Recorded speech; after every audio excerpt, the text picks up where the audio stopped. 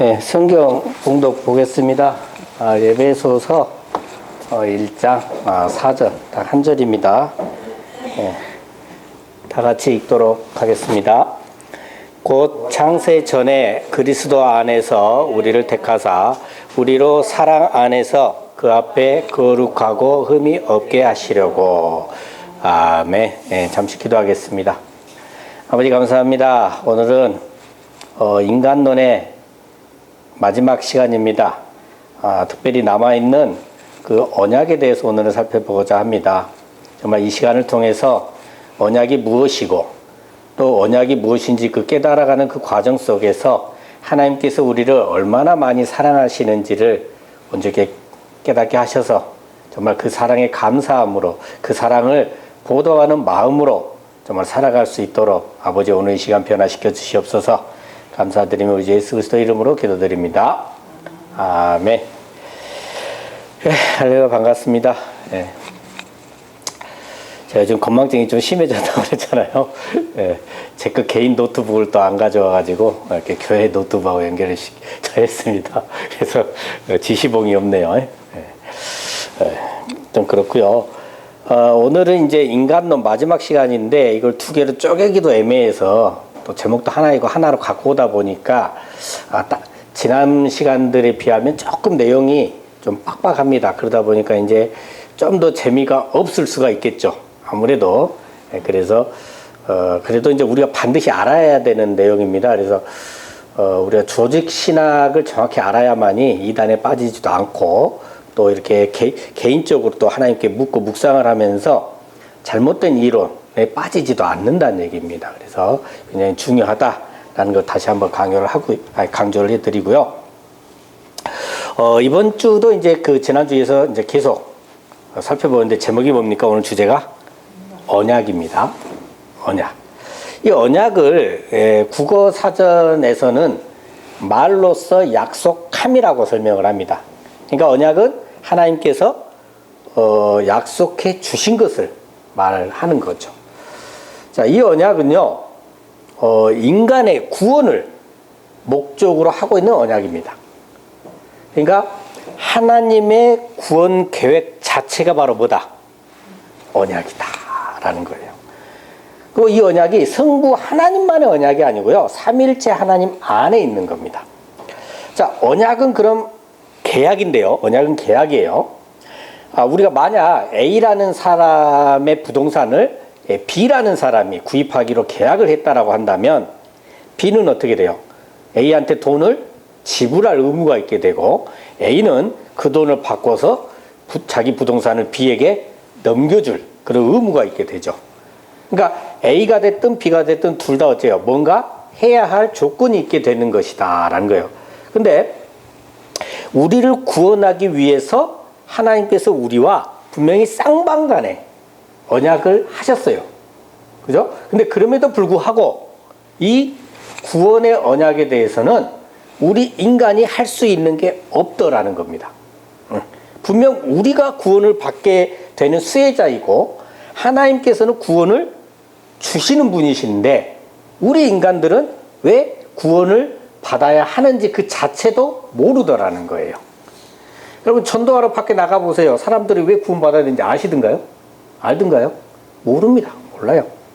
그러니까 인간들은 영생도 영벌도 천국도 지옥도 있는지 자체도 모르고 있다는 거죠. 자, 이런 상황에서 하나님께서 인간에게 무엇을 요구하실 수가 있을까요? 계약 자체를 안 하려고 할 거 아닙니까? 아무것도 없습니다. 근데 언약은 또 쌍방간의 약속이잖아요. 그죠? 그래서 하나님께서는 우리하고 대등하게 협약을 할 수가 없습니다. 아까 말씀드린 대로 우리는 아무것도 모르고 있다가 그냥 영벌에 처해질 수밖에 없는 존재들이었기 때문에 하나님께서 우리를 긍휼히 여겨 주신 것이에요. 그래서 하나님께서 일방적으로 구원 계획을 세우시고 일방적으로 우리와 언약해 주신 겁니다. 그러므로 언약은 우리 입장에서는 어때요? 우리가 스스로 자발적으로 동의한 계약은 될 수가 없다라는 겁니다. 아무것도 알지 못하는 우리가 자발적인 동의를 절대 할 수가 없죠. 그래서 하나님께서는 그냥 일방적으로 우리 인간과 그냥 언약을 맺으신 거예요. 그리고 이러한 언약은 당연히 계약이기 때문에 아까 부동산 제가 예를 드렸던 것처럼 조건이 부여가 됩니다. 조건이. 그리고 이 조건의 이행 여부에 따라서 상과 벌이 주어질 것을 약속을 하시죠. 이것은 뭐냐면 우리가 만약 부동산 계약을 했는데 한쪽 일방이 그 계약을 깨면 어떻게 돼요? 뭐 계약금의 2배를 물어야 된다라든지 이렇게 벌칙을 당하게 되잖아요. 이런 것과 비슷한 개념입니다. 자, 2주 전인가 제가 언약에 대해서 잠깐 언급을 했었어요. 그때 두 가지를 언급했죠. 행위 언약하고 은혜 언약 두 가지를 언급했습니다. 그 이유는 우리 입장에서 볼 때는 행위 언약과 은혜 언약 이 두 가지밖에 해당되지 않기 때문이에요. 근데 하나님 입장에서 볼 때는 언약의 종류가 3가지입니다. 행위 언약, 구속 언약, 은혜 언약. 앞전에 말씀드린 거에다가 하나가 더 추가가 됐죠.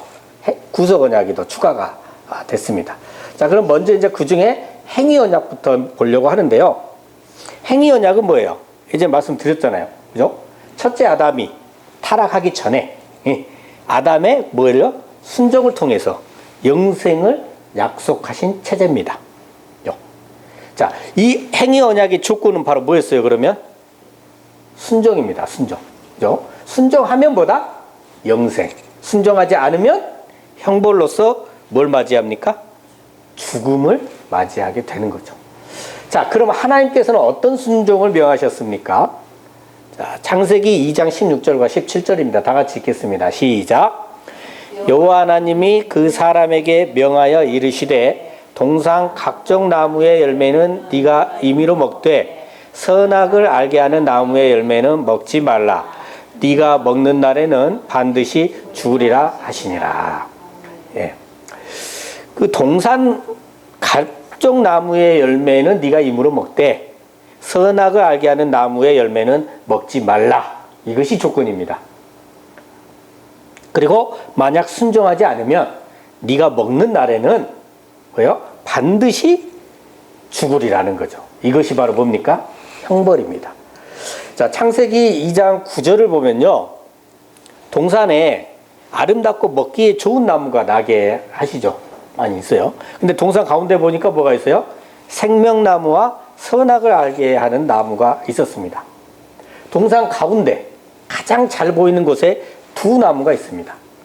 이 말은 이 두 나무가 뭐다? 가장 핵심이라는 거예요. 그죠?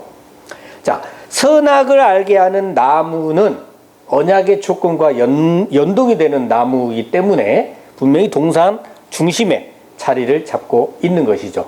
근데 반면 언약의 조건에서는 언급되지 않았던 뭐예요? 생명나무가 동산 중앙에 자리를 잡고 있습니다. 예. 왜 그러냐? 바로 이 생명나무는 이 행위 언약의 표징이기 때문에 그렇습니다. 그러니까 순종하게 되면 뭐다? 생명이다. 영생의 삶을 살 수 있다라는 것이죠. 그래서 죽음과 영생 이 두 주제가 가장 핵심이라는 겁니다. 자, 아담은 이제 우리가 다들 알다시피 모든 인류의 뭐였어요? 대표였습니다. 그런 첫째 아담이 먹지 말라 하신 그 선악을 알게 하는 나무의 열매를 먹어 불순종하게 되죠. 그래서 그 불순종함으로 모든 사람에게 죽음이 오게 되었다라고 말씀을 드렸어요. 그리고 그 죽음은 몇 가지가 있다고 말씀드렸었어요. 지난주에 4가지입니다. 그 중에서 가장 대표적인 죽음이 바로 뭐냐? 영벌, 지옥에 처해지는 겁니다. 그리고 이 영생을 얻을 수 있는 방법에 대해서도 성경은 몇 가지 말하고 있다 했습니까? 2가지 말하고 있다고 했어요. 하나는 완전한 순종에 의한 행위 언약. 그리고 또 하나는 뭡니까? 그리스도를 믿는 믿음으로 구원받는 은혜 언약입니다. 네. 그래서 첫째 아담이 모든 인류의 대표로서 불순종했죠. 그래서 대신 뭐예요? 둘째 아담이신 예수님께서 온전히 순종하심으로 이 바로 행위 언약을 성취를 하셨습니다. 자, 그럼 왜 예수님께서 행위 언약을 성취하셨는가라는 거예요. 자, 뭐라고 설명드렸어요? 이 행위 언약의 요구가 없어지는 것이 아니다. 영구하다. 이렇게 말씀드렸죠. 그래서 첫째 아담이 실패했다고 해서 이 행위 언약이 어째요? 없어진 것이 아니에요.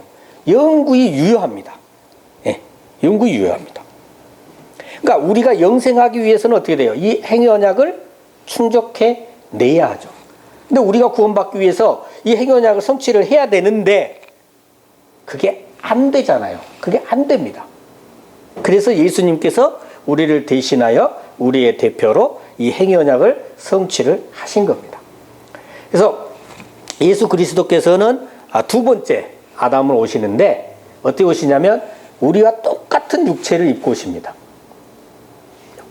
우리는요 태어나면서 바로 이 행위 언약에 구속됩니다. 우리가 태어날 때 율법 아래로 태어납니다. 그래서 우리는 하나님의 계명인 율법에 순종을 해야 하는 자로 태어나요. 때문에 예수님께서도 우리와 똑같은 육체를 갖고 태어나신 거예요. 율법 아래 태어나신 거죠. 그죠? 그래서 우리가 율법의 요구를 충족시키지 못하니까 우리와 똑같이 오셔가지고 그 율법의 요구를 대신 이루시기 위해서 율법 아래 태어나셨다는 거죠. 자, 그런데 문제가 하나 있어요. 문제가. 예수님께서 우리와 똑같은 육체를 갖고 태어나실 때, 우리와 같이 첫째 아담으로부터 내려오는 죄를 전가를 받으시게 되면 예수님께서는 우리 죄를 대신해서 죽으신다고 한들 대속을 하지 못하게 되십니다. 왜냐? 예수님께서 첫째 아담의 죄를 그대로 전가 받으셨다면 뭐예요? 예수님께서는 그냥 죄인이에요. 불순종의 대가를 그냥 본인의 불순종의 대가를 그냥 죽으신 것밖에 안 돼 버립니다. 그렇기 때문에 예수님께서 우리를 대신해서 죄를 감당해 주시려면 가장 최우선적인 조건이 뭐냐면 예수님께서는 첫째 아담으로 인하여 발생된 그 원죄의 그 전가를 받으시면 안 된다라는 거죠. 그죠? 그래서 예수님께서는 이 첫째 아담으로부터 죄를 전가받지 않기 위해서 인간의 씨로 잉태가 되지 않으셨죠. 인간의 씨로 잉태된다면 첫째 아담으로부터 죄가 전가되기 때문에 그렇습니다. 그래서 예수님께서는 성령으로 잉태되신 거예요. 그래서 그리고 남자를 알지 못하는 처녀, 동정녀 마리아를 통해서 태어나셨어요. 이게 믿어져야 되는 거죠. 이게 믿어지지 않으면 도무지 이해가 안 되는 거죠. 그게 말이 되냐. 근데 성령으로 잉태되어 오실 수밖에 없는 겁니다. 구조 자체가. 그죠? 그래서 예수님께서는 우리 인간과 동일한 육체를 갖고 계시지만 원죄의 전가를 받지 않고 태어나신 것이다. 그죠? 그래서 아무튼 예수님께서는 그렇게 태어나셔가지고 율법에 온전히 다 순종을 해내십니다. 그래서 행위 언약의 요구를 다 성취하셨고 행위 언약을 온전히 충족을 하셨죠. 그래서 오늘날 예수님을 믿고 있는 우리, 예수님 안에 있는 우리들은 바로 그 예수님 덕분에 행위 언약을 온전히 성취한 것으로 간주를 해주죠. 자, 예수를 믿고 있는 우리들은 어디에 있다고 표현합니까? 예수 그리스도 안에 있다고 표현해요. 여러분 지금 저를 보면 제 안의 모습이 보입니까? 예? 또 뭐라고 표현합니까? 예수 그리스도 옷 입고라고 표현하죠. 제 옷 안에 뭐가 있는지 안 보이잖아요. 그렇기 때문에 우리는 예수님이 하신 건 이루신 건 다 우리께 되는 거예요. 그냥 자동으로 우리께 되는 겁니다. 그래서 이 행위 언약은 더 이상 우리한테 유효하다, 유효하지 않다? 유효하지 않다라는 거죠. 예수 그리스도를 부인하는 자들에게는 유효하죠. 그렇게 되는 겁니다. 그렇기 때문에 이제 우리가 어떤 행위를 했든 간에 그 행위하고 구원과는 연계가 되지 않는 겁니다.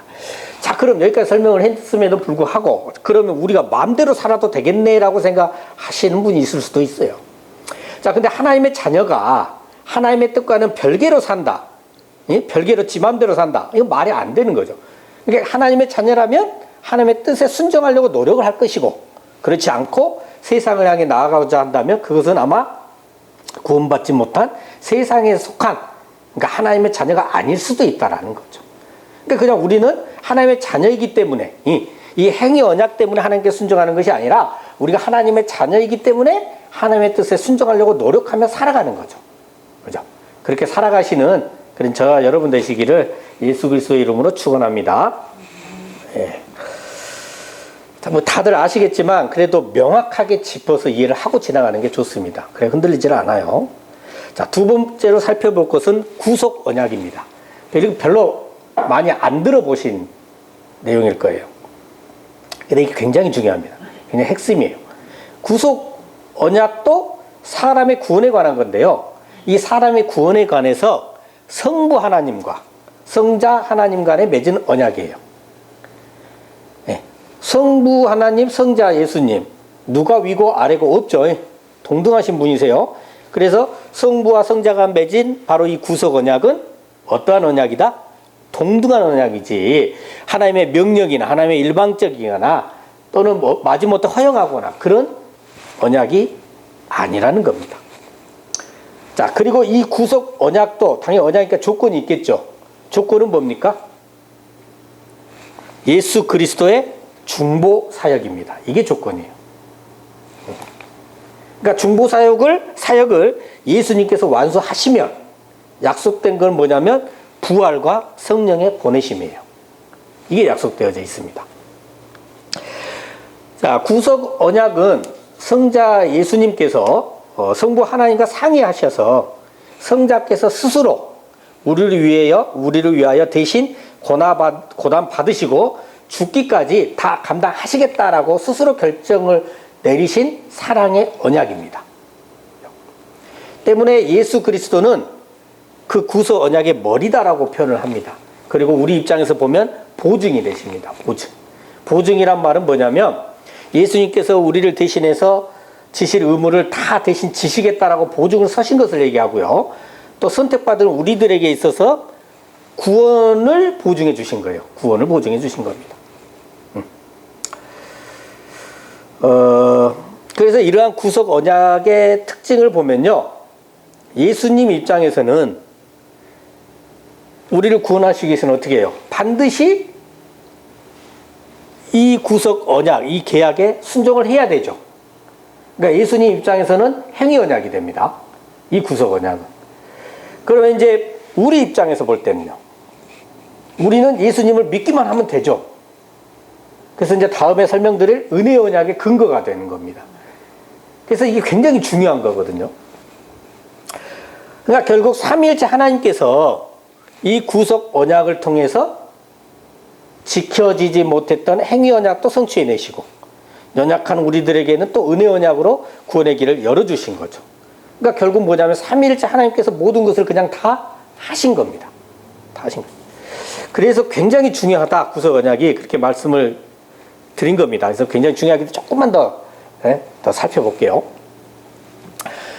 구속 언약도 언약이기 때문에 조건들이 존재하고 약속과 혜택이 있습니다. 자, 먼저 조건을 보면 성부 하나님의 입장에서 조건이 세 가지가 있어요. 첫 번째는 뭡니까? 성자 예수님께서 우리 인간과 똑같은 인성을 입어야 하는 거죠. 똑같은 인성을 입고 행위 언약을 성취해 내셔야만이 우리가 행위 언약을 성취한 것으로 간주가 되기 때문에 그렇습니다. 그리고 둘째 조건은 율법의 요구대로 십자가에서 죽으시고 영생을 획득하셔야 됩니다. 첫째 아담이 불순종했잖아요. 그 대가 치러야 되죠. 대가 뭐였어요? 반드시 죽으리라. 반드시 죽어야 됩니다. 이루어져야 됩니다. 그래서 우리는 죽으면 끝나버리잖아요. 다시 살아날 수가 없어. 그래서 예수님께서 우리를 대신해서 십자가에서 죽으신 거예요. 그 대가를 치르신 겁니다. 그런데 부활하셔가지고 영생을 획득을 해버리신 거죠. 자, 세 번째 조건은 뭐였어요? 우리같이 그리스도께 속한 자들을 위해서 뭘 보내주세요? 성령을 보내주셔서 그 성령을 통해 구원을 적용을 해주시는 겁니다. 그죠? 아까 말씀드렸듯이 우리는 절대로 구원이 뭔지도 모르고요. 스스로 구원을 얻을 수도 없습니다. 아무것도 할 수 없다 보니까 하나님께서 어떻게 하시냐면 그냥 성령께서 우리 안에 들어와버리시는 거예요. 네. 그래서 우리 안에 성령이 내주하심으로 성령께서 우리의 구원을 그냥 대신 다 성취해 내주시는 거죠. 그죠? 내용이 좀 많죠. 저도 바쁩니다. 그죠? 오늘 내용이 살짝 많더라고요. 자르기도 그러고. 자, 이번에 이제 구속 언약에 있어서 성부 하나님께서 이제 약속해 주시는 것들인데요. 좀 빨리빨리 넘어가면, 먼저는, 예수님께서 인성을 입을 몸을 준비를 해 주셔야 되잖아요. 어떻게 준비하셨어요? 동정녀 마리아를 통해서 성령으로 잉태하심을 준비를 하셨고요. 그리고 성자께 이제 성령을 부어 주셔야 돼요. 그래서 사역을 온전히 다 감당하시게끔 그렇게 하셨고, 또 그리스도께는 부활 승천하시고 뭐예요? 그 하나님의 우편에 보좌에 앉으실 것을 약속하시고 그걸 또 다 이루어내시는 것이 하나님의 조건이에요. 그리고 최종적으로 우리 교회한테는 성령을 보내시는 거죠. 그죠? 자, 그럼 이런 조건 중에서 가장 중요한 건 뭐다? 예수님께서 죽으시면서 내 영혼을 누구한테 맡기나이다? 하나님께 맡기나이다. 뭘 원했어요? 부활.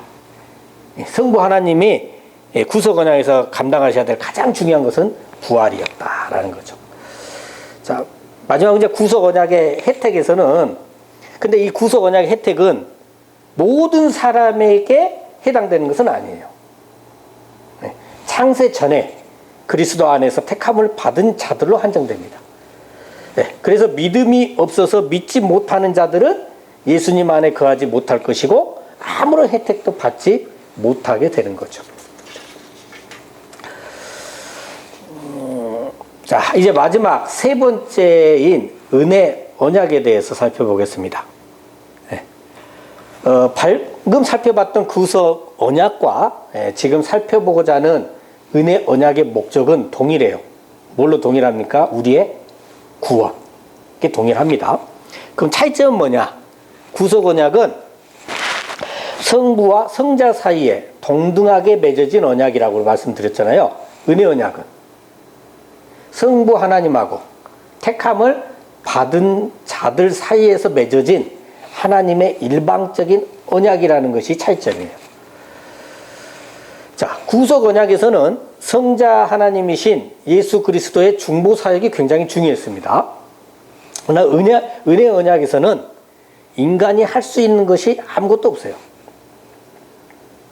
은혜 언약에 있어서 인간의 공로는 아무런 의미가 없다라는 겁니다.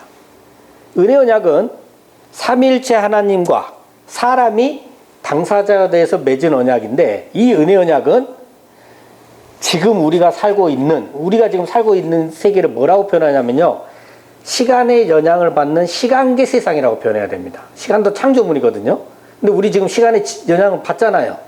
그죠? 네. 바로 이 세상에서만 성립된 계획이에요. 은혜 언약은. 네? 그죠? 자, 이 은혜 언약 또한, 창세전에 그리스도 안에서 택한 믿는 자들에게 구원을 주시기 위한 것이라고 아까 설명드렸고요. 모든 인류를 구원하고자 하는 것은 아닙니다. 근데 이 언약의 이름이 뭐예요? 은혜 언약입니다. 그러니까 우리의 구원은 어떤 공로의 대가가 아니라 그냥 뭘로 주신다? 은혜로 주신다. 이 말이에요. 은혜로 주신다. 그렇죠? 행위 언약은 선악을 알게 하는 나무의 열매를 먹지 말라. 이거에 대한 순종이 조건이었어요. 자, 그런데 은혜 언약은 이러한 순종의 조건은 없습니다. 대신 예수 그리스도와 그의 약속을 믿는 믿음이 조건이에요. 그러면 우리가 뭔가를 해야 되는 거 아니야? 믿어야 되잖아. 이렇게 또 생각하잖아요. 근데 아까 제가 분명히 말씀드렸죠. 인간이 이행할 공로는 아무것도 없다. 이렇게 말씀드렸잖아요. 성경은 분명히 뭐라고 합니까? 믿음은 하나님의 선물이다.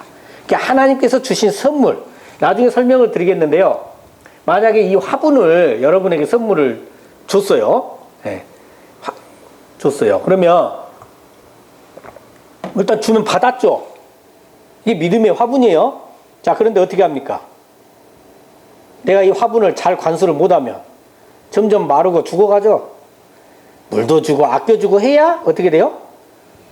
활성화될 거 아닙니까? 이게 믿음이에요. 그러니까 우리는 나중에 자세히 설명할 건데요. 다음에 믿음을 다룰 시간이 있어요. 믿음하면 하나님께 주신 선물이다. 그러니까 믿음 받아버렸지 하고 그냥 가만히 있는데 이게 믿음이 아니에요. 믿음이 때때 말라 죽어보면 어떻게 돼요? 잘 키워야 되죠. 긍정적으로 움직여야 되는 거죠. 그래서 믿음과 행동은 떼낼 수가 없습니다. 함께 갑니다. 그죠? 할 말이 참 많은데 어찌 됐든 간에 여러분은 믿음을 잘 간직하시고 잘 키워나가시기 바랍니다. 나중에 자세히 다루도록 하겠습니다. 우리 성도들은 오직 믿음으로 영생과 구원의 은총을 이렇게 누리게 됩니다. 자, 그럼 우리 육신적 자녀들은 어떻게 될까요? 믿는 자들의 자녀들도 출생으로 인해서요 언약의 자녀가 됩니다. 이게 성경적인 내용이에요. 아무래도 어째 보면 믿는 가정에 태어나면 어떻게 됩니까? 어려서부터 복음도 듣게 되죠. 가정에서 신앙교육도 뭐 훌륭하든 좀 뭐 훌륭하지 않든 간에 아무튼 받게 되죠. 예. 겉으로는 언약의 자녀가 되는 거죠. 물론 그렇다고 해서 출생이 자동으로 영생과 은총을 보장하는 건 아니죠. 이제 그들이 성장해 가면서 자신이 진정한 믿음을 소유하게 될 때, 예수 그리스도가 진정 믿어질 때 비로소 이제 이 언약을 소유하게 되는 겁니다.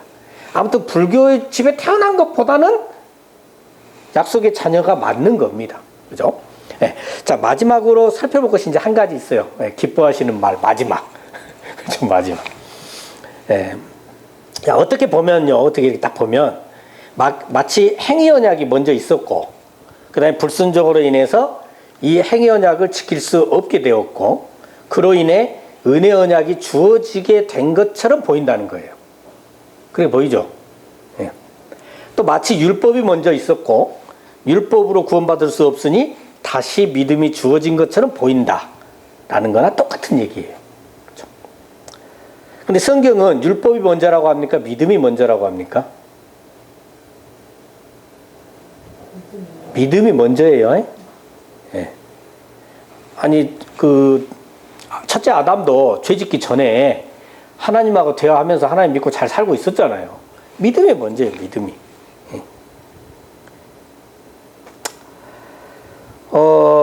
아담도 또 보면요, 행위 언약 이전에는요, 이미 영생의 삶을 살고 있었어요. 은혜로 영생을 누리고 있었단 말이죠. 타락하기 전에 죽음이 없었으니까. 근데 그 이전에 이미 천사들의 천상계에서 천사의 타락으로 이전에 말씀드렸던 뱀, 용, 마귀, 사탄 이것들로 인해 죄가 존재를 했었죠. 그렇듯 생명나무 열매와 함께 선악을 알게 하는 나무의 열매도 존재를 한 겁니다. 그죠?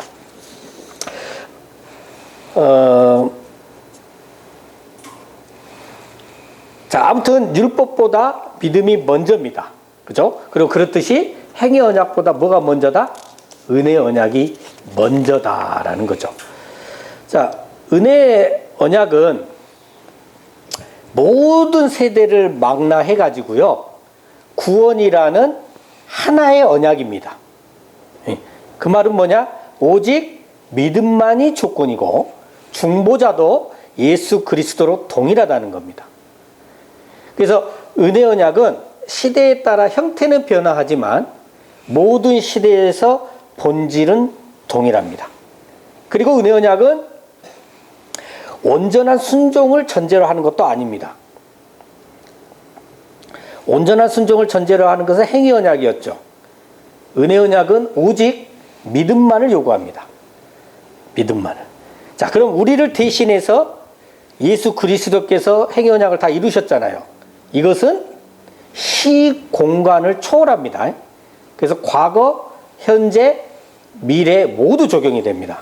우리 기준에서 과거, 현재, 미래도 마찬가지고 예수님을 기준으로 해서 과거, 현재, 미래도 마찬가지예요. 왜? 시공간에 구애를 받지 않으신 분이시기 때문에 그렇습니다. 그러면 역사적으로, 시간적으로 볼 때 예수님이 오시기 이전에도 이미 은혜 언약이 뭐다? 적용되고 있었다라는 거죠. 별로 눈빛이 반짝 안 하시네. 다 아신게 그러겠죠? 저는 교회 다니면서 이게 굉장히 궁금했어요.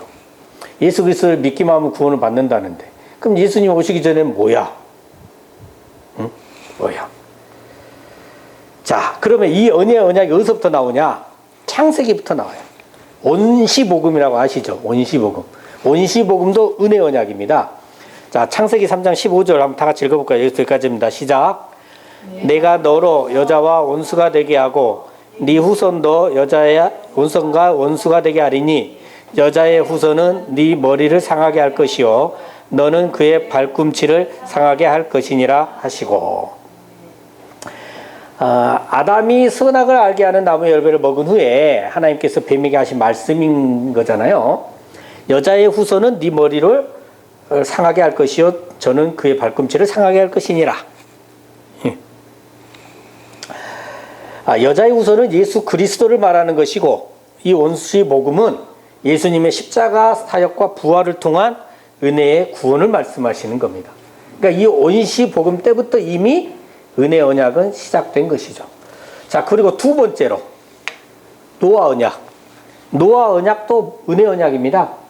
악한 인간들을 홍수로 다 멸하신 후에 은혜로 구원받은 노아에게 무지개를 보이시면서 다시는 이와 같이 멸망치 않겠다고 말씀하신 은혜 언약이에요. 자, 아브라함 언약과 모세 언약도 은혜 언약입니다. 아브라함 언약을 통해서는 아브라함과 그 자손을 대상으로 하나님께서 일방적으로 맺으신 언약이었는데 조건이 뭐예요? 믿음이었습니다. 모세의 시내사 언약도 은혜 언약인데요. 믿음의 조상인 아브라함의 은혜 언약이 이스라엘 민족으로 민족적 차원의 언약으로 확대된 은혜 언약입니다. 자, 은혜 언약을 정리해 보면서 오늘 설교를 마치도록 하겠습니다. 우리가 살고 있는 이 시간계 세상은 처음부터 끝까지 하나님의 은혜 언약 안에 들어 있습니다. 그렇게 예수님께서 오시기 전의 세대나 예수님께서 오신 이후의 세대나 다 은혜 언약 안에 들어있기 때문에 구약과 신약, 성경 전체가 다 은혜 언약입니다. 구약과 신약, 옛 언약과 새 언약 모두가 다 은혜 언약입니다. 성경 모두가 하나님의 은혜 언약이고 우리의 모든 생애도 하나님의 은혜 언약 안에 살고 있습니다. 내가 살아있는 것, 내 인생 모든 것, 나의 나된 것은 모두 다 하나님의 은혜입니다. 내 삶 자체를 온전히 하나님의 은혜 가운데 맡겨버리고 살아가시는 행복한 저와 여러분 되시기를 예수 그리스도 이름으로 축원합니다. 아멘. 기도하겠습니다. 아버지 하나님 감사합니다. 오늘은 언약에 대해서 살펴봤습니다. 행위 언약이든 구속 언약이든 은혜 언약이든 이 모든 것은 우리를 구원하시기 위한 것이고 우리 삶 모든 것도 하나님의 은혜 안에 있음을 오늘 이 시간 깨달을 수 있었습니다. 우리가 하나님의 자녀로서 이 땅에 태어난 것이 얼마나 큰 행복인지 다시금 깨닫게 하셔서 이 기쁜 복음을 널리 전파하며 하나님께서 주신 전도의 사명 잊지 않고 잘 감당하며 살아가는 저희들이 될 수 있도록 역사하여 주시옵소서. 늘 감사드리며 우리 주 예수 그리스도 이름으로 기도드립니다. 아멘.